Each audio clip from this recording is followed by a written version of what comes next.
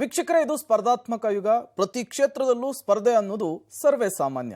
ಇದರಿಂದ ಪರೀಕ್ಷೆ ಕೂಡ ಹೊರತಾಗಿಲ್ಲ. ಪ್ರಮುಖವಾಗಿ ಸ್ಪರ್ಧಾತ್ಮಕ ಪರೀಕ್ಷೆಯಲ್ಲಿ ವಿದ್ಯಾರ್ಥಿಗಳು ತೇರ್ಗಡೆ ಹೊಂದಬೇಕು ಅಂದರೆ ಅಥವಾ ಉತ್ತಮ ಪರ್ಫಾರ್ಮೆನ್ಸ್ ಅನ್ನು ಮಾಡಬೇಕು ಅಂದರೆ ಅಲ್ಲಿ ತರಬೇತಿ ಅನ್ನೋದು ಅತ್ಯಂತ ಇಂಪಾರ್ಟೆಂಟ್ ಆಗುತ್ತೆ. ನೀಟ್ ಸೇರಿದಂತೆ ಹಲವು ಸ್ಪರ್ಧಾತ್ಮಕ ಪರೀಕ್ಷೆಗೆ ತರಬೇತಿ ಕೊಡುವಂತಹ ಸಂಸ್ಥೆಯಲ್ಲಿ ಮುಂಚೂಣಿಯಲ್ಲಿರುವಂತಹ ಹೆಸರೇ ಎಕ್ಸೆಲ್ ಅಕಾಡೆಮಿಕ್ಸ್. ಮೆಡಿಕಲ್ ಅಂದರೆ ಎಕ್ಸೆಲ್ ಅಂದರೆ ಮೆಡಿಕಲ್, ಅಷ್ಟರ ಮಟ್ಟಿಗೆ ಹೆಸರುವಾಸಿಯಾಗಿದೆ ಈ ಸಂಸ್ಥೆ. ಹಾಗಾದರೆ ಈ ಸಂಸ್ಥೆಯಲ್ಲಿರುವಂತಹ ಸೌಲಭ್ಯ ಏನು, ಇಲ್ಲಿರುವಂತಹ ವಿಶೇಷತೆಗಳೇನು, ವಿದ್ಯಾರ್ಥಿಗಳ ಕಲಿಕೆಗೆ ತೇರ್ಗಡೆಗೆ ಈ ಸಂಸ್ಥೆ ಹೇಗೆ ಪೂರಕವಾಗಿದೆ, ಈ ಬಗ್ಗೆ ತಿಳಿಸ್ಕೊಡೋದಕ್ಕೆ ಎಕ್ಸೆಲ್ ಅಕಾಡೆಮಿಕ್ಸ್ನ COO ಡಾಕ್ಟರ್ SV ಸೋಮಣ್ಣ ಅವರು ಇವತ್ತು ನಮ್ಮ ಕಾರ್ಯಕ್ರಮದಲ್ಲಿದ್ದಾರೆ. ಬನ್ನಿ ಅವರನ್ನ ಕಾರ್ಯಕ್ರಮಕ್ಕೆ ವೆಲ್ಕಮ್ ಮಾಡ್ಕೊಳ್ಳೋಣ. ಸರ್, ಕಾರ್ಯಕ್ರಮಕ್ಕೆ ಸ್ವಾಗತ. ನಮಸ್ತೆ ಸರ್. ಸರ್, ಇತ್ತೀಚಿನ ದಿನಗಳಲ್ಲಿ ಎಕ್ಸೆಲ್ ಅಕಾಡೆಮಿಕ್ಸ್ ಅನ್ನೋದು ದೊಡ್ಡ ಮಟ್ಟದಲ್ಲಿ ಹೆಸರನ್ನು ಮಾಡಿದೆ. ಜೊತೆಗೆ ವಿದ್ಯಾರ್ಥಿಗಳು ಕೂಡ ಹೆಚ್ಚೆಚ್ಚಾಗಿ ನಿಮ್ಮ ಸಂಸ್ಥೆಗಳತ್ತ ಮುಖ ಮಾಡ್ತಾ ಇದ್ದಾರೆ. ಈ ಕ್ರ್ಯಾಶ್ ಕೋರ್ಸ್ ಅನ್ನೋದು ಮುಂಚೂಣಿಗೆ ಬಂದಿರುವಂಥದ್ದು. ಏನಿದು ಕ್ರ್ಯಾಶ್ ಕೋರ್ಸ್, ಯಾರಿಗೆ ತರಬೇತಿಯನ್ನು ನೀಡ್ತೀರಾ, ಇದರ ಅವಧಿ ಎಷ್ಟು ಅಂತ? ನನ್ನ ಹೆಸರು ಡಾಕ್ಟರ್ SV ಸೋಮಣ್ಣ ಅಂತ, ಮುಖ್ಯ ಕಾರ್ಯನಿರ್ವಹಣಾ ಅಧಿಕಾರಿ, Excel academics, Yelahanka, Bengaluru. Public TV ಸಮಸ್ತ ವೀಕ್ಷಕ ಬಂಧುಗಳಿಗೆ ನಮಸ್ಕರಿಸ್ತಾ, ಇವತ್ತಿನ ವಿಜ್ಞಾನ ವಿಭಾಗದಲ್ಲಿ ವ್ಯಾಸಂಗ ಮಾಡ್ತಿರುವ ವಿದ್ಯಾರ್ಥಿಗಳಿಗೆ ನಮ್ಮ ಎಕ್ಸೆಲ್ ಅಕಾಡೆಮಿಕ್ಸ್ನಲ್ಲಿ ಕ್ರ್ಯಾಶ್ ಕೋರ್ಸ್, ಆ ಕ್ರ್ಯಾಶ್ ಕೋರ್ಸಿನ ವ್ಯವಸ್ಥೆ ಮತ್ತು ಅದರ ಅವಧಿ, ಅದರ ರೂಪರೇಷೆಗಳನ್ನು ನಿಮ್ಮೊಂದಿಗೆ ಚರ್ಚೆ ಮಾಡೋಕ್ಕೆ ಪ್ರಯತ್ನ ಪಡ್ತೀನಿ ಸರ್. ಓಕೆ ಸರ್, ಈ NMC ಮತ್ತು NTA ಅದರ ಬಗ್ಗೆ ತಿಳಿಸ್ಕೊಡೋದಾದರೆ? ಅಂದರೆ ಈ ಕ್ರ್ಯಾಶ್ ಕೋರ್ಸ್ ವಿಧಾನದಲ್ಲಿ ಹೊಸ ಪಠ್ಯಕ್ರಮಕ್ಕೆ ಅನುಗುಣವಾಗಿ NMC ಮತ್ತು NTA ಉತ್ಕೃಷ್ಟವಾದ ರೀತಿಯಲ್ಲಿ ಬೋಧನೆ ಮಾಡತಕ್ಕಂಥ ಏಕೈಕ ಸಂಸ್ಥೆ ಅಂತ ಹೇಳಿದ್ರೆ ಅದು ಎಕ್ಸೆಲ್ ಅಕಾಡೆಮಿಕ್ಸ್ ಸಂಸ್ಥೆ. ಅಂದರೆ ನ್ಯಾಷನಲ್ ಮೆಡಿಕಲ್ ಕೌನ್ಸಿಲಿಂಗ್ ಮತ್ತು ನ್ಯಾಷನಲ್ ಟೆಸ್ಟಿಂಗ್ ಅಥಾರಿಟಿ ಅದರ ಅಡಿಯಲ್ಲಿ NCERT ಪಠ್ಯಕ್ರಮಕ್ಕೆ ಅನುಗುಣವಾಗಿ ಬೋಧನೆ ಮಾಡ್ತಕ್ಕಂತಹ ಏಕೈಕ ಸಂಸ್ಥೆ ಅಂತ ಹೇಳಿದ್ರೆ ಅದು ನಮ್ಮ ಎಕ್ಸೆಲ್ ಅಕಾಡೆಮಿಕ್ ಸಂಸ್ಥೆ. ಓಕೆ, ಈ ಎಕ್ಸೆಲ್ ಅಕಾಡೆಮಿಕ್ಸ್ ಅನ್ನೋದು ಇತ್ತೀಚಿನ ದಿನಗಳಲ್ಲಿ ಟ್ರೆಂಡಿಂಗ್ನಲ್ಲಿದೆ. ಸಾಕಷ್ಟು ವಿದ್ಯಾರ್ಥಿಗಳು ಎಕ್ಸೆಲ್ ಅಕಾಡೆಮಿಕ್ಸ್ಗೆ ಹುಡ್ಕೊಂಡು ಬರ್ತಾ ಇದ್ದಾರೆ. ಈ ಎಕ್ಸೆಲ್ ಅಕಾಡೆಮಿಕ್ಸ್ ಬೇರೆ ಸಂಸ್ಥೆಗಳಿಗಿಂತ ಹೇಗೆ ಭಿನ್ನ ಮತ್ತು ಇದು ವಿದ್ಯಾರ್ಥಿಗಳ ಶೈಕ್ಷಣಿಕ ಅಭಿವೃದ್ಧಿಗೆ ಯಾವ ರೀತಿಯಾಗಿ ಪೂರಕವಾಗಿದೆ ಅಂತ? ಬಹಳ ಮುಖ್ಯವಾಗಿ ಶೈಕ್ಷಣಿಕ ಮನೋವೈಜ್ಞಾನಿಕ ಸಿದ್ಧಾಂತ ಆಧಾರದ ಮೇಲೆ ಪ್ರತಿಯೊಬ್ಬ ವಿದ್ಯಾರ್ಥಿಯ ಮಾನಸಿಕ ಸ್ಥಿತಿಯನ್ನು ಅರ್ಥ ಮಾಡಿಕೊಂಡು ಒಂದು ವೇಳಾಪಟ್ಟಿಯನ್ನು ತಯಾರಿಸಿ, ಅಂದರೆ ಟೀಚಿಂಗ್ ಶೆಡ್ಯೂಲ್ ಅಥವಾ ಟ್ರ್ಯಾಕ್ ಶೀಟನ್ನು ತಯಾರಿಸಿ ಅದಕ್ಕೆ ಅನುಗುಣವಾಗಿ CET ಕೋಚಿಂಗ್, ನೀಟ್ ಕೋಚಿಂಗ್ ಮತ್ತು IIT ಕೋಚಿಂಗ್ ಇದನ್ನು ಕಡಿಮೆ ಅವಧಿಯಲ್ಲಿ ಹೆಚ್ಚು ಉತ್ಕೃಷ್ಟವಾಗಿ ಬೋಧನೆ ಮಾಡೋದಕ್ಕೆ ಕಾರ್ಯಾಗಾರ ಮುಖಾಂತರ ವ್ಯವಸ್ಥಾಬದ್ಧವಾಗಿ ಬೋಧನೆ ಮಾಡತಕ್ಕಂಥ ಸಂಸ್ಥೆ ಅಂತ ಹೇಳಿದ್ರೆ ಅದು ನಮ್ಮ ಎಕ್ಸೆಲ್ ಅಕಾಡೆಮಿ ಸಂಸ್ಥೆ. ಅದಕ್ಕೆ ಬಹಳ ಮುಖ್ಯವಾಗಿ ಒಂದು ವೇಳಾಪಟ್ಟಿ ತಯಾರು ಮಾಡ್ಕೊಂಡಿರ್ತೀವಿ, ಸ್ಟಡಿ ಮೆಟೀರಿಯಲ್ ತಯಾರು ಮಾಡ್ಕೊಂಡಿರ್ತೀವಿ, ಅದರ ಮುಖಾಂತರ ಬೋಧನೆ ಮಾಡೋಕ್ಕೆ ಪ್ರಯತ್ನ ಪಡ್ತೀವಿ ಸರ್. ಈ ಕ್ರ್ಯಾಶ್ ಕೋರ್ಸ್ ಅನ್ನುವಂತಹ ಒಂದು ಹೊಸ ಕೋರ್ಸನ್ನು ವಿದ್ಯಾರ್ಥಿಗಳ ಬೆಳವಣಿಗೆಗೆ ಪೂರಕವಾಗುವಂತಹ ನಿಟ್ಟಿನಲ್ಲಿ ನೀವು ಪರಿಚಯಿಸಿದ್ದೀರಾ? ಖಂಡಿತ ಸರ್. ಈ ಕ್ರ್ಯಾಶ್ ಕೋರ್ಸ್ ಯಾರಿಗೆ ಹೆಚ್ಚು ಲಾಭವನ್ನು ತಂದುಕೊಡುತ್ತೆ ಅಂತ? ಬಹಳ ಮುಖ್ಯವಾಗಿ ಇವತ್ತಿನ ವ್ಯವಸ್ಥಾಬದ್ಧವಾಗಿರ್ತಕ್ಕಂತಹ ಮಕ್ಕಳನ್ನು ಅಧ್ಯಯನ ಮಾಡಿದಾಗ, ಅದರಲ್ಲೂ ಕೂಡ ವಿಶೇಷವಾಗಿ ಎಕ್ಸೆಲ್ ಅಕಾಡೆಮಿಕ್ಸ್ ಸಂಸ್ಥೆಯಲ್ಲಿ ವ್ಯಾಸಂಗ ಮಾಡ್ತಿರೋ ವಿದ್ಯಾರ್ಥಿಗಳನ್ನು ಕುರಿತು ಸಂಶೋಧನೆ ಮಾಡಿದಾಗ ನಮಗೆ ಸಿಕ್ಕಂತಹ ಫಲಿತಾಂಶ ಅಂತ ಹೇಳಿದ್ರೆ ಗ್ರಾಮೀಣ ಅಭ್ಯರ್ಥಿಗಳಿಗೆ ಹೆಚ್ಚು ಲಾಭದಾಯಕ ಅನ್ನೋ ಅಂಶವನ್ನು ನಾನು ಈ ಸಂಸ್ಥೆಯ ಮುಖಾಂತರ ಉಲ್ಲೇಖ ಮಾಡೋಕ್ಕೆ ಪ್ರಯತ್ನ ಪಡ್ತೀನಿ ಸರ್. ಓಕೆ, ಒಂದು ರೀತಿಯ ಹೊಸ ಕೋರ್ಸ್ಗಳು ಬಂದಾಗ ಪೋಷಕರಲ್ಲಿ, ವಿದ್ಯಾರ್ಥಿಗಳಲ್ಲಿ ಒಂದು ರೀತಿ ಪ್ರಶ್ನೆ ಇದ್ದೇ ಇರುತ್ತೆ.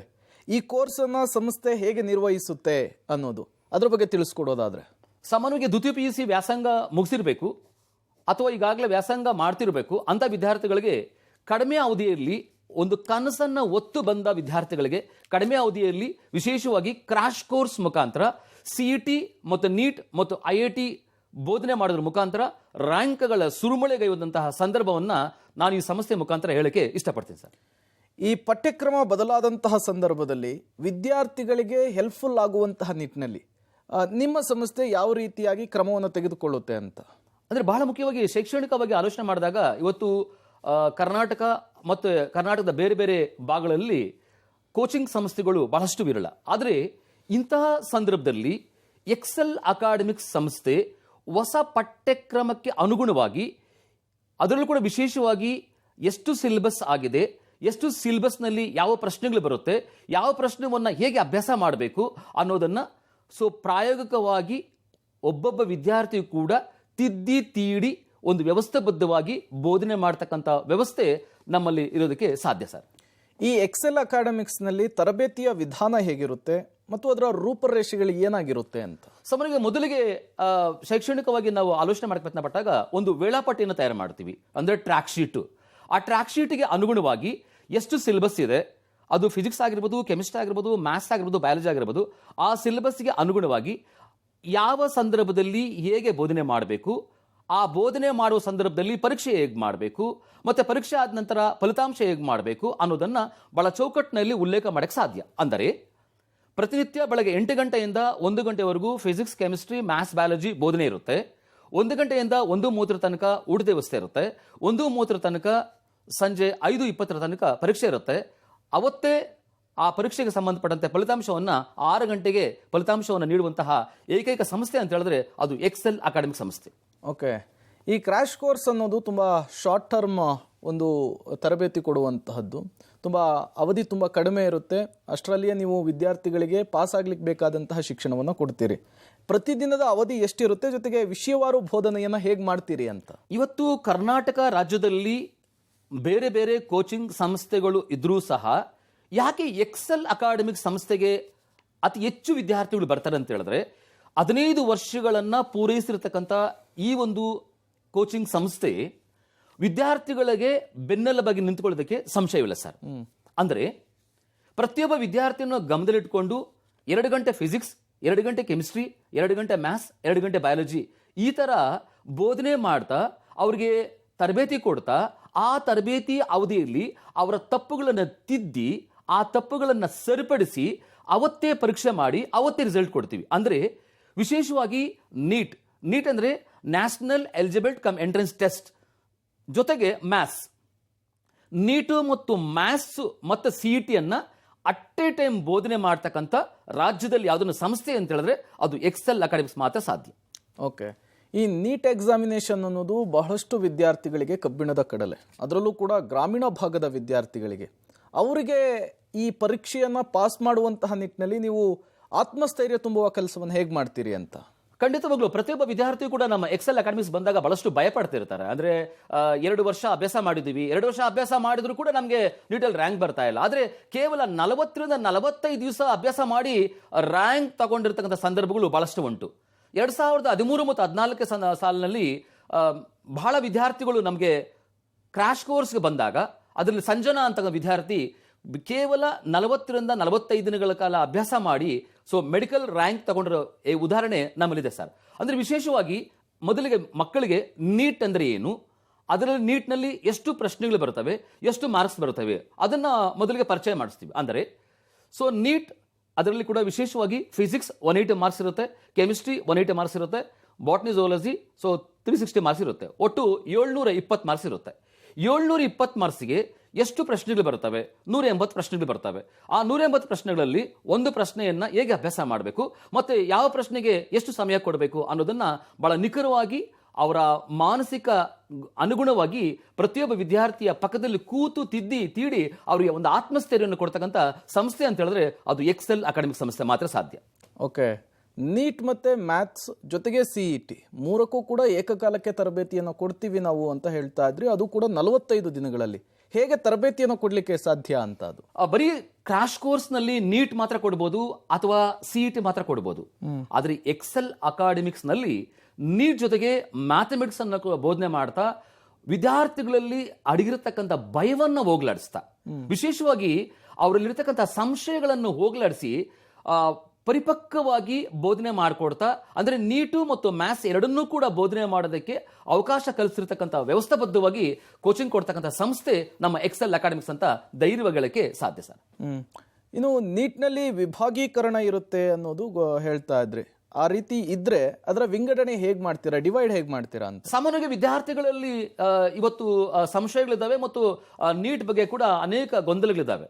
ಅದನ್ನ ಅವುಗಳನ್ನು ಹೋಗ್ಲಾಡಿಸ್ತಾ ಸಾಮಾನ್ಯವಾಗಿ ನೀಟ್ ಪರೀಕ್ಷೆ ಬರೆಯುವಂತಹ ವಿದ್ಯಾರ್ಥಿಗಳಿಗೆ ನನ್ನ ಮನವಿ ಏನಂತ ಹೇಳಿದ್ರೆ, ಸೆಕ್ಷನ್ ಎ ಮತ್ತೆ ಸೆಕ್ಷನ್ ಬಿ ಅನ್ನೋ ವಿಚಾರವನ್ನು ನಾವು ಕಾಣಬಹುದಲ್ಲಿ. ಅಂದ್ರೆ ಸೆಕ್ಷನ್ ಎನಲ್ಲಿ 1ರಿಂದ 35 ಪ್ರಶ್ನೆಗಳು ಬರ್ತವೆ. ಅದರಲ್ಲಿ ಯಾವುದೇ ರೀತಿಯಂತ ಒಂದು ಪ್ರಶ್ನೆಗಳಿಗೂ ಕೂಡ ಅಲ್ಲಿ ಬಹುವಾಹಿಕ ಪ್ರಶ್ನೆಗಳು ಒಂದು ಸಂದರ್ಭದಲ್ಲಿ ಚಾಯ್ಸ್ ಇರೋದಿಲ್ಲ ಅಲ್ಲಿ. ಅಂದರೆ 1-35 ಪ್ರಶ್ನೆಗಳನ್ನು ಕಂಪಲ್ಸರಿ ಅದು ಬರೀಲೇಬೇಕಾಗುತ್ತೆ. ಸೆಕ್ಷನ್ ಬಿ ನಲ್ಲಿ 15 ಪ್ರಶ್ನೆಗಳಿರ್ತವೆ. ಅಲ್ಲಿ ಬಹುಆಯ್ಕೆ ಪ್ರಶ್ನೆಗಳಲ್ಲಿ ಒಂದು 5 ಪ್ರಶ್ನೆಗಳು ಚಾಯ್ಸ್ ಇರುತ್ತದೆ. ಅವುಗಳನ್ನು ಬಹಳ ಸರಳವಾಗಿ ಸುಲಭವಾಗಿ ಹೇಗೆ ಅಭ್ಯಾಸ ಮಾಡಬೇಕು, ಅದನ್ನು OMR ಶೀಟಲ್ಲಿ ಹೇಗೆ ಬಬಲ್ ಮಾಡಬೇಕು ಅನ್ನೋದನ್ನು ನಿಖರವಾಗಿ ತರಬೇತಿ ಕೊಡ್ತಾ ತಿದ್ದಿ ತೀಡಿ ವ್ಯವಸ್ಥಾಬದ್ಧವಾಗಿ ಅವರಿಗೆ ಒಂದು ರ್ಯಾಂಕ್ ಬರಲು ಬಹಳ ಮುನ್ಸೂಚನೆ ಮುಖಾಂತರವಾಗಿ ಉಲ್ಲೇಖ ಮಾಡ್ತಕ್ಕಂಥ ಸಂಸ್ಥೆ ಅಂತ ಹೇಳಿದ್ರೆ ಅದು ನಮ್ಮ ಸಂಸ್ಥೆ ಅಂತ ತುಂಬ ಹೆಮ್ಮೆಯಿಂದ ಹೇಳ್ತೀನಿ ಸರ್. ಈ ಕಾಂಪಿಟೇಟಿವ್ ಎಕ್ಸಾಮ್ನಲ್ಲಿ ತರಬೇತಿ ಕೊಡುವಂತಹ ಸಂಸ್ಥೆಗಳ ಪೈಕಿ ಎಕ್ಸೆಲ್ ಅಕಾಡೆಮಿ ಟಾಪ್ನಲ್ಲಿದೆ, ಟ್ರೆಂಡಿಂಗ್ನಲ್ಲಿದೆ. ಈ ಎಕ್ಸೆಲ್ ಅಕಾಡೆಮಿ ಅಂದರೆ ಮೆಡಿಕಲ್ ಅಂದರೆ ಎಕ್ಸೆಲ್ ಅಕಾಡೆಮಿ ಅನ್ನುವಂತಹ ಒಂದು ಮಾತು ಕೂಡ ಈಗ ಜನರ ಬಾಯಲ್ಲಿ ಓಡಾಡ್ತಾ ಇದೆ. ಅದು ಹೇಗೆ ಸಾಧ್ಯ ಅಂತ? ನಮ್ಮ ಎಕ್ಸೆಲ್ ಅಕಾಡೆಮಿಕ್ಸ್ನಲ್ಲಿ ಸಕ್ಸಸ್ ರೇಟ್ ಜಾಸ್ತಿ ಇರುತ್ತೆ ಸರ್. ಅಂದರೆ 4 ಜನ ವಿದ್ಯಾರ್ಥಿಗಳು ಇದ್ದಾರೆ ಅಂತ ಹೇಳಿದ್ರೆ ಅದರಲ್ಲಿ 3 ಜನ ವಿದ್ಯಾರ್ಥಿಗಳಿಗೆ ಮೆಡಿಕಲ್ ಸೀಟ್ ಅಥವಾ CET-ನಲ್ಲಿ ಸೀಟ್ ಕೊಡ್ತಕ್ಕಂಥ ಜವಾಬ್ದಾರಿ ನಮ್ದಾಗಿರುತ್ತೆ. ಈ ಸಕ್ಸಸ್ಗೆ ಕಾರಣ 3 ಅಂಶಗಳು. ರಾಜ್ಯ ಮತ್ತು ರಾಷ್ಟ್ರ ಮಟ್ಟದಲ್ಲಿ ಹೆಸರು ಮಾಡಿರ್ತಕ್ಕಂಥ ಸ್ಟಡಿ ಮೆಟೀರಿಯಲ್, ಉತ್ಕೃಷ್ಟವಾಗಿರತಕ್ಕಂಥ ಸ್ಟಡಿ ಮೆಟೀರಿಯಲ್ ಇದೆ. ಮತ್ತು ಬಹಳ ಮುಖ್ಯವಾಗಿ ಉಪನ್ಯಾಸಕರು ನಮ್ಮ ಸಂಸ್ಥೆಯಲ್ಲಿ ಬೆನ್ನೆಲುಬಾಗಿ ನಿಂತ್ಕೊಳ್ತಾರೆ. ಅಂದರೆ ಅರ್ಹತೆಯನ್ನು ಹೊಂದಿರತಕ್ಕಂಥ ಉಪನ್ಯಾಸಕರು ಇರೋದ್ರಿಂದ ನಮ್ಮ ಸಕ್ಸಸ್ ರೇಟ್ ಬಹಳ ಮುಂಚೂಣಿಯಲ್ಲಿ ಸಾಧ್ಯ.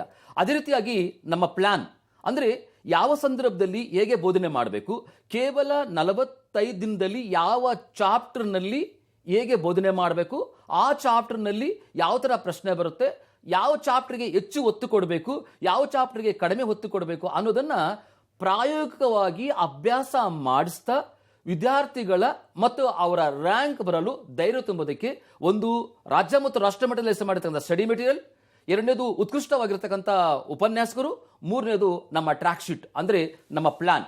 ಈ 3 ಅಂಶಗಳಿಂದ ಇವತ್ತು ಬೇರೆ ಸಂಸ್ಥೆಗಳಿಗಿಂತ ಎಕ್ಸೆಲ್ ಅಕಾಡೆಮಿಕ್ ಸಂಸ್ಥೆ ಬಹಳ ಉತ್ಕೃಷ್ಟವಾಗಿ ಉನ್ನತ ಮಟ್ಟಕ್ಕೆ ಬರಲಿಕ್ಕೆ ಸಾಧ್ಯ ಸರ್.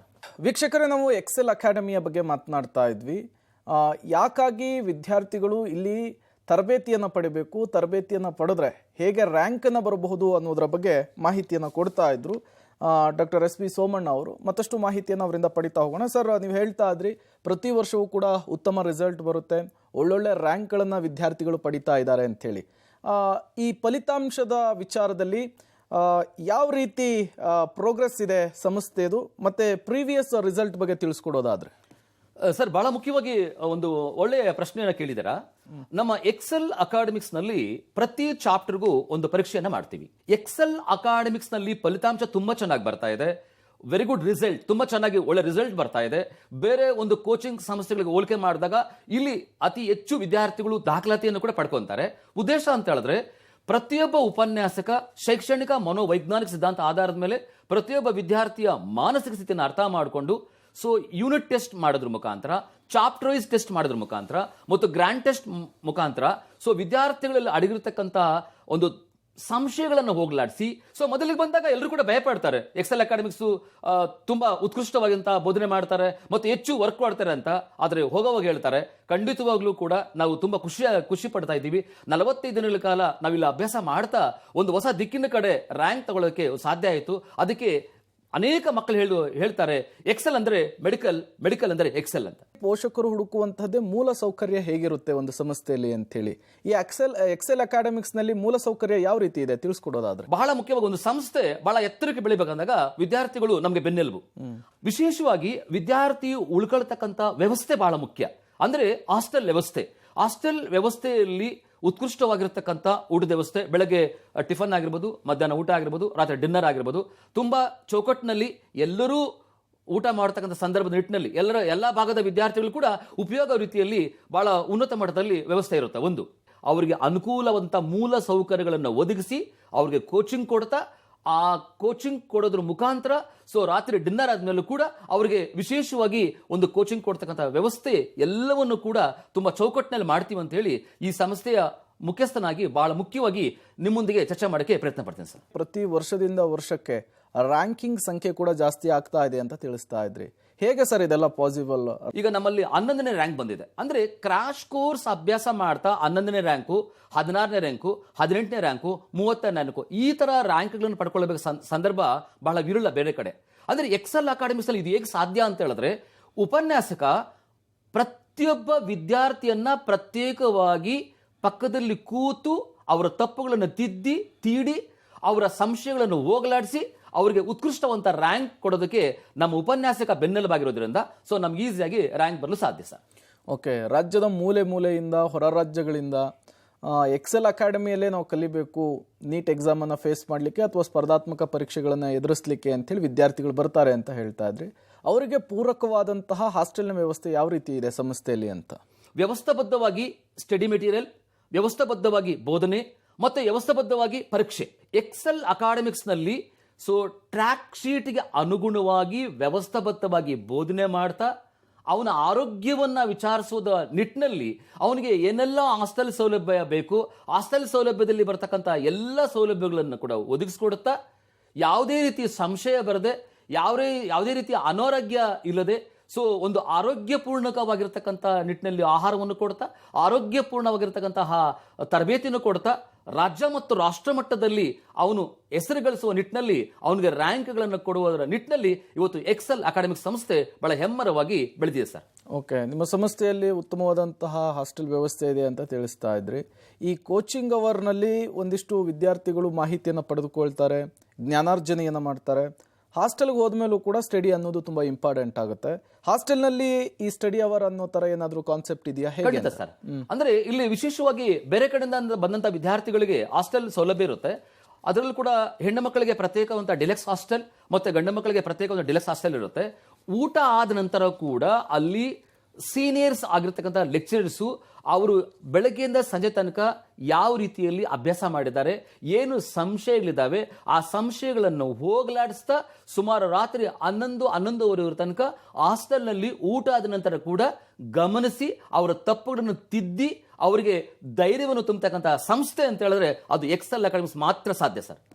ಎಕ್ಸೆಲ್ ಅಕಾಡೆಮಿಕ್ಸ್ನಲ್ಲಿ ಪರೀಕ್ಷಾ ವಿಧಾನಗಳು ಹೇಗಿರುತ್ತೆ ಅಂತ ಹೇಳಿ ನಾನು ಮೊದಲೇ ಹೇಳಿದಾಗೆ ಪ್ರತಿ ಚಾಪ್ಟರ್ ವೈಸ್ ಇರುತ್ತೆ. ಅಂದ್ರೆ ಯೂನಿಟ್ ಟೆಸ್ಟ್ ಮಾಡ್ತೀವಿ, ಯೂನಿಟ್ ಟೆಸ್ಟ್ ನಲ್ಲಿ ಎಷ್ಟು ಕಡಿಮೆ ಅಂಕ ಬಂದಿದೆ, ಎಷ್ಟು ಜಾಸ್ತಿ ಅಂಕ ಬಂದಿದೆ ಅಂತ. ಮತ್ತೆ ಚಾಪ್ಟರ್ ವೈಸ್ ಪರೀಕ್ಷೆ ಮಾಡ್ತೀವಿ, ಚಾಪ್ಟರ್ ವೈಸ್ ಪರೀಕ್ಷೆಯಲ್ಲಿ ಕೂಡ ಎಷ್ಟು ಕಡಿಮೆ ಅಂಕ ಬಂದಿದೆ, ಎಷ್ಟು ಜಾಸ್ತಿ ಅಂಕ ಬಂದಿದೆ ಅಂತ. ಮತ್ತೆ ಗ್ರ್ಯಾಂಡ್ ಟೆಸ್ಟ್ ಮಾಡ್ತೀವಿ, ಗ್ರ್ಯಾಂಡ್ ಟೆಸ್ಟ್ ನಲ್ಲಿ ಕೂಡ ಎಷ್ಟು ಕಡಿಮೆ ಅಂಕ ಬಂದಿದೆ, ಎಷ್ಟು ಜಾಸ್ತಿ ಅಂಕ ಬಂದಿದೆ. ನಮ್ಮಲ್ಲಿ ಬಹಳ ಮುಖ್ಯವಾಗಿ ರ್ಯಾಂಕ್ ಬರಲು ಬಹಳ ವಿಶೇಷವಾದ ಅಂತ ಹೇಳಿದ್ರೆ ವಿದ್ಯಾರ್ಥಿಗಳು ಮಾಡ್ತಕ್ಕಂಥ ತಪ್ಪುಗಳನ್ನ ಒಂದು ಡೈರಿಯನ್ನ ಕೊಡ್ತೀವಿ, ಆ ಡೈರಿನಲ್ಲಿ ಮೆನ್ಷನ್ ಮಾಡ್ತೀವಿ. ಅಂದ್ರೆ ಸುಮಾರು ವಿದ್ಯಾರ್ಥಿಗಳು ಎಲ್ಲಾ ಪ್ರಶ್ನೆಗಳಿಗೆ ಉತ್ತರವನ್ನ ಕೊಡೋದ್ರ ನಿಟ್ಟಿನಲ್ಲಿ ತಪ್ಪುಗಳನ್ನ ಮಾಡ್ತಾರೆ. ಯಾವ ವಿದ್ಯಾರ್ಥಿ ಎಷ್ಟು ತಪ್ಪುಗಳನ್ನ ಮಾಡಿದ್ದಾರೆ ಅನ್ನೋದನ್ನ ಒಂದು ಡೈರಿನಲ್ಲಿ ಮೆನ್ಷನ್ ಮಾಡಿ ಮೊದಲು ಆ ತಪ್ಪುಗಳನ್ನು ತೀಡಿ ನಂತರ ಮುಂದಕ್ಕೆ ಹೋಗ್ತೀವಿ. ಆ ಸಂದರ್ಭದಲ್ಲಿ ಪರೀಕ್ಷೆಗಳು ಮಾಡೋದ್ರಿಂದ ಹೆಚ್ಚು ಫಲಿತಾಂಶ ಬರಲಿಕ್ಕೆ ಸಾಧ್ಯ ಸರ್. ಓಕೆ, ಈ ಸ್ಪರ್ಧಾತ್ಮಕ ಪರೀಕ್ಷೆಯಲ್ಲಿ ಗೆಲ್ಲಬೇಕು ಅಂದ್ರೆ ತರಬೇತಿ ಅನ್ನೋದು ವೆರಿ ವೆರಿ ಇಂಪಾರ್ಟೆಂಟ್. ತರಬೇತಿಯನ್ನು ಕೊಡೋರು ಟೀಚರ್ಸ್ಗಳು, ಟೀಚಿಂಗ್ ಫ್ಯಾಕಲ್ಟಿ ಯಾವ ರೀತಿ ಇದೆ ಅಂತ? ನಮ್ಮ ಎಕ್ಸೆಲ್ ಅಕಾಡೆಮಿಕ್ಸ್ ನಲ್ಲಿ ರಾಜ್ಯ ಮತ್ತು ರಾಷ್ಟ್ರ ಮಟ್ಟದಲ್ಲಿ ಹೆಸರು ಮಾಡಿರ್ತಕ್ಕಂಥ ಈ ಸಂಸ್ಥೆ ಬಹಳ ಉನ್ನತ ಮಟ್ಟದ ರ್ಯಾಂಕ್ಗಳು ಪಡ್ಕೊಳ್ಳಿಕ್ಕೆ ಸಾಧ್ಯ ಅಂತ ಹೇಳಿದ್ರೆ ಎಕ್ಸೆಲ್ ಅಕಾಡೆಮಿಕ್ಸ್ ನಲ್ಲಿ ಉಪನ್ಯಾಸಕರನ್ನು ಆಯ್ಕೆ ಮಾಡುವಂತ ವ್ಯವಸ್ಥೆ. ಅಂದ್ರೆ ನಮ್ಮ ಎಕ್ಸೆಲ್ ಅಕಾಡೆಮಿಕ್ಸ್ ನಿರ್ದೇಶಕರು ಬಹಳ ಮುಖ್ಯವಾಗಿ ಉಪನ್ಯಾಸಕರಿಗೆ ಪರೀಕ್ಷೆಯನ್ನು ಮಾಡ್ತಾರೆ. ಅಂದ್ರೆ ನಾವು ವಿದ್ಯಾರ್ಥಿಗೆ ಹೇಗೆ ಪರೀಕ್ಷೆ ಮಾಡ್ತೀವೋ ಹಾಗೆ ನೀಟ್ ಪರೀಕ್ಷೆ ಆಗಿರ್ಬೋದು, ಸಿಇಟಿ ಪರೀಕ್ಷೆ ಆಗಿರ್ಬೋದು, ಅಥವಾ IIT JEE ಮೇನ್ಸ್ ಪರೀಕ್ಷೆ ಆಗಿರ್ಬೋದು, ಅದರಲ್ಲಿ ಬರ್ತಕ್ಕಂಥ ಪ್ರಶ್ನೆಗಳನ್ನ ಉಪನ್ಯಾಸಕನಿಗೆ ಕೊಟ್ಟಾಗ ಆ ಉಪನ್ಯಾಸಕ ಶೇಕಡವಾರು 80% ಪ್ರಶ್ನೆಗಳಿಗೆ ಉತ್ತರ ಮಾಡಿದ್ದ ಆದ್ರೆ ಮಾತ್ರ ಅವರನ್ನ ತಗೊಳ್ತೀವಿ. ಅಂದ್ರೆ ಉಪನ್ಯಾಸಕರನ್ನ ಪರೀಕ್ಷೆ ಮುಖಾಂತರ ಆಯ್ಕೆ ಮಾಡಿದಾಗ ಅವರ ಕ್ವಾಲಿಟಿ ಏನಿದೆ, ಅವರ ಗುಣಮಟ್ಟದ ವ್ಯವಸ್ಥೆ ಏನಿದೆ ಅದು ನಮ್ಗೆ ಸಿಕ್ಕ ಸಾಧ್ಯ ಆಗುತ್ತೆ. ಅಂದ್ರೆ ಇವತ್ತಿನ ಸಂದರ್ಭದಲ್ಲಿ ಎಕ್ಸೆಲ್ ಅಕಾಡೆಮಿಕ್ಸ್ ಇಷ್ಟರ ಮಟ್ಟಿಗೆ ಹೆಸರು ಮಾಡಲು ಬಹಳ ಪ್ರಮುಖ ಕಾರಣ ಅಂತ ಹೇಳಿದ್ರೆ ನಮ್ಮಲ್ಲಿರ್ತಕ್ಕಂಥ ಅರ್ಹತೆಯನ್ನು ಹೊಂದಿರತಕ್ಕಂಥ ನುರಿತ ಉಪನ್ಯಾಸಕರು ಬಾಂಬೆ, ಹೈದರಾಬಾದ್, ಕಲ್ಕತ್ತಾ, ರಾಜಸ್ಥಾನ್, ಡೆಲ್ಲಿ, ವಿಜಯವಾಡ, ಗುಂಟೂರು, ಒಂಗೋಲ್, ಮದನಪಲ್ಲಿ ಈ ಕಡೆಯಿಂದ ಬಹಳಷ್ಟು ಉಪನ್ಯಾಸಕರು, ಅದರಲ್ಲೂ ಕೂಡ ಅರ್ಹತೆಯನ್ನು ಹೊಂದಿರತಕ್ಕಂಥ ಉಪನ್ಯಾಸಕರು, ಜೊತೆಗೆ ವಿಶೇಷವಾಗಿ ನನ್ನದು ಅಂತ ಕೆಲಸ ಮಾಡ್ತಕ್ಕಂಥ ಉಪನ್ಯಾಸಕರು ನಮ್ಮಲ್ಲಿ ಇರೋದ್ರಿಂದ ಹೆಚ್ಚು ಫಲಿತಾಂಶ ಬರಲು ಸಾಧ್ಯ ಸರ್. ಬೇರೆ ಸಂಸ್ಥೆಗಳಿಗಿಂತ ಈ ಎಕ್ಸೆಲ್ ಅಕಾಡೆಮಿ ಹೇಗೆ ಡಿಫ್ರೆಂಟ್ ಅನ್ನೋದಕ್ಕೆ ಈ ಸಂಸ್ಥೆ ಸ್ಥಾಪನೆ ಆಗಿರೋ ವಿಚಾರ ಕೂಡ ಒಂದು ಕಾರಣ ಅಂತೇಳಿ ಮೊದಲಿಗೆ ಹೇಳ್ತಾ ಇದ್ರಿ, ಅದ್ರ ಬಗ್ಗೆ ತಿಳಿಸ್ಕೊಡೋದಾದ್ರೆ? ಸಾಮಾನ್ಯವಾಗಿ ಬೇರೆ ಒಂದು ಕೋಚಿಂಗ್ ಸಂಸ್ಥೆಗಳ ಬಗ್ಗೆ ನಾವು ಅಭ್ಯಾಸ ಮಾಡೋ ಪ್ರಯತ್ನ ಪಟ್ಟಾಗ ಯಾರೋ ಒಬ್ಬ ರಾಜಕಾರಣಿ ಒಂದು ಕೋಚಿಂಗ್ ಸಂಸ್ಥೆಯನ್ನ ನಿರ್ವಹಣೆ ಮಾಡ್ತಿರ್ತಾರೆ. ಆದರೆ ಇಲ್ಲಿ ಬಹಳ ಮುಖ್ಯವಾಗಿ ಈ ಸಂದರ್ಭದಲ್ಲಿ ನಾನು ಈ ಮಾತನ್ನು ಹೇಳ್ಬೇಕಂತ ಹೇಳಿದ್ರೆ ನಮ್ಮ ನಿರ್ದೇಶಕರು ಏನಿದ್ದಾರೆ ಅವರು ಸಹ ಮೂಲತಃ ಒಬ್ಬ ಲೆಕ್ಚರರ್. ಅಂದ್ರೆ ನಮ್ಮಲ್ಲಿರ್ತಕ್ಕಂಥ ಪದಾಧಿಕಾರಿಗಳು ಏನಿದ್ದಾರೆ ಆ ಪದಾಧಿಕಾರಿಗಳೆಲ್ಲರೂ ಕೂಡ ನಮ್ಮ ಎಕ್ಸೆಲ್ ಅಕಾಡೆಮಿಕ್ಸ್ ಎಲ್ಲ ಪದಾಧಿಕಾರಿಗಳು ಕೂಡ ಮೂಲತಃ ಲೆಕ್ಚರರ್ಸ್ ಆಗಿರೋದು, ಅಂದ್ರೆ ಟೀಚರ್ಸ್, ಶಿಕ್ಷಕರಾಗಿರ್ತಾರೆ. ಅಂದ್ರೆ ಆ ಶಿಕ್ಷಕ ಆಗಿರುವಾಗ ವಿದ್ಯಾರ್ಥಿಯ ಮನಸ್ಸಿನಲ್ಲಿ ಮೂಡಿರತಕ್ಕಂಥ ಸಂಶಯಗಳು ಮತ್ತೆ ಆಸೆ ಮತ್ತೆ ಗುರಿ ಅವುಗಳನ್ನ ಕೇಂದ್ರೀಕರಿಸಿಕೊಂಡು ನಾನೊಬ್ಬ ಟೀಚರ್, ಹಾಗಾಗಿ ನಾನು ಹೇಗೆ ನಿರ್ವಹಣೆ ಮಾಡಬೇಕು ಅನ್ನೋದನ್ನ ಬಹಳ ಮುಖ್ಯವಾಗಿ ಒಂದು ಹೊಸ ದಿಕ್ಕಿನ ಕಡೆ, ಅಂದ್ರೆ ನಾನು ಒಬ್ಬ ಮೆಡಿಕಲ್ ವಿದ್ಯಾರ್ಥಿಯಾಗಿ ರ್ಯಾಂಕ್ ತಗೊಳ್ಳೋಕೆ ಸಾಧ್ಯ ಆಗಲಿಲ್ಲ, ನನ್ನಿಂದ ಈ ರಾಜ್ಯಕ್ಕೆ ಒಂದಷ್ಟು ಮೆಡಿಕಲ್ ರ್ಯಾಂಕ್ಸ್ ತಗೊಳ್ಬೇಕು, ಒಂದಷ್ಟು CET ರ್ಯಾಂಕ್ಸ್ ಕೊಡಬೇಕು, ಒಂದಷ್ಟು IIT ರ್ಯಾಂಕ್ಸ್ ಕೊಡಬೇಕು ಅಂದ್ರೆ ನನ್ನ ಉದ್ದೇಶ ಏನಂತ ಹೇಳಿದ್ರೆ, ಬೇರೆ ಕೋಚಿಂಗ್ ಸಂಸ್ಥೆಗಳು ಯಾರೋ ಒಬ್ಬ ರಾಜಕಾರಣಿ ವ್ಯಕ್ತಿ ನಡೆಸ್ತಾ ಇರ್ತಾರೆ ಅಥವಾ ಒಬ್ಬ ಕಾರ್ಖಾನೆಯ ಮಾಲೀಕ ನಡೆಸ್ತಾ ಇರ್ತಾನೆ, ಆದ್ರೆ ನಮ್ಮ ಎಕ್ಸೆಲ್ ಅಕಾಡೆಮಿಕ್ ಸಂಸ್ಥೆಯನ್ನ ನಿರ್ವಹಣೆ ಮಾಡ್ತಿರ್ತಕ್ಕಂಥ ಅಧ್ಯಕ್ಷರಾಗಿರ್ಬೋದು ಅಥವಾ ಅದನ್ನ ಪದಾಧಿಕಾರಿಯಾಗಿರೋದು ಅವರೆಲ್ಲರೂ ಕೂಡ ಉಪನ್ಯಾಸಕರಾಗಿರೋದ್ರಿಂದ ಸೊ ಬೇರೆ ಕೋಚಿಂಗ್ ಸಂಸ್ಥೆಗೂ ನಮ್ಮ ಎಕ್ಸೆಲ್ ಅಕಾಡೆಮಿಕ್ ಕೋಚಿಂಗ್ ಸಂಸ್ಥೆಗೂ ಬಹಳ ಭಿನ್ನವಾಗಿರಲು ಸಾಧ್ಯ sir. Okay, thank you sir. ಇಷ್ಟೊತ್ತು ಕಾರ್ಯಕ್ರಮದಲ್ಲಿ ಭಾಗಿಯಾಗಿದ್ದಕ್ಕಾಗಿ, ಎಕ್ಸೆಲ್ ಅಕಾಡೆಮಿಯ ಬಗ್ಗೆ ಮಾಹಿತಿಯನ್ನ ಶೇರ್ ಮಾಡಿದ್ದಕ್ಕಾಗಿ ನಾನು ತಮ್ಮಲ್ಲಿ ವಿನಂತಿ ಮಾಡ್ತೀನಿ, ಈಗಾಗಲೇ ಕ್ರಾಶ್ ಕೋರ್ಸ್ ದಾಖಲಾತಿ ಪ್ರಾರಂಭ ಆಗಿದೆ, ತಡ ಮಾಡಬೇಡಿ. ಯಾರು ಮುಂಚೂಣಿ ಬಂದ್ರೆ ಅವರಿಗೆ ಮೊದಲ ಆದ್ಯತೆಯನ್ನು ಕೊಡ್ತೀವಿ. ಸೊ ಇವತ್ತಿನ ಸಂದರ್ಭದಲ್ಲಿ ಕಡಿಮೆ ಅವಧಿಯಲ್ಲಿ ವಿಶೇಷವಾಗಿ ಕ್ರಾಶ್ ಕೋರ್ಸ್ ಸಂದರ್ಭದಲ್ಲಿ ಬಹಳ ಮುಖ್ಯವಾಗಿ CET ಮತ್ತು NEET ಅಲ್ಲಿ ರ್ಯಾಂಕ್ ಕೊಡ್ತಕ್ಕಂಥ ಏಕೈಕ ಸಂಸ್ಥೆ ಅಂತ ಹೇಳಿದ್ರೆ ಅದು ಎಕ್ಸೆಲ್ ಅಕಾಡೆಮಿಕ್ಸ್. ಆ ನಿಟ್ಟಿನಲ್ಲಿ ಎಕ್ಸೆಲ್ ಅಂದ್ರೆ ಮೆಡಿಕಲ್, ಮೆಡಿಕಲ್ ಅಂದ್ರೆ ಎಕ್ಸೆಲ್. ನಮಸ್ತೆ sir. Thank you sir. Okay, ನೋಡಿದ್ರಲ್ಲ ವೀಕ್ಷಕರೇ, ಎಕ್ಸೆಲ್ ಅಕಾಡೆಮಿಕ್ಸ್ ನಲ್ಲಿರುವಂತಹ ವಿಶೇಷತೆ, ಸೌಲಭ್ಯ ಮತ್ತು ವಿದ್ಯಾರ್ಥಿಗಳ ಕಲಿಕೆಗೆ ಈ ಸಂಸ್ಥೆ ಹೇಗೆ ಪೂರಕವಾಗಿದೆ ಅಂತ ಹೇಳಿ. ಮತ್ತೆ ಆಗ್ತಾಡ ಕೂಡಲೇ ಜಾಯಿನ್ ಆಗಿ. ನೀವು ಈ ಸಂಸ್ಥೆಗೆ ಜಾಯಿನ್ ಆಗಬೇಕು ಅಂದ್ರೆ ಈ ಅಡ್ರೆಸ್ಗೆ ನೀವು ಭೇಟಿ ಕೊಡಬೇಕಾಗುತ್ತೆ. ಅಡ್ರೆಸ್ ಡಿಸ್ಪ್ಲೇ ಆಗ್ತಾ ಇದೆ, ನೋಟ್ ಮಾಡ್ಕೊಳ್ಳಿ.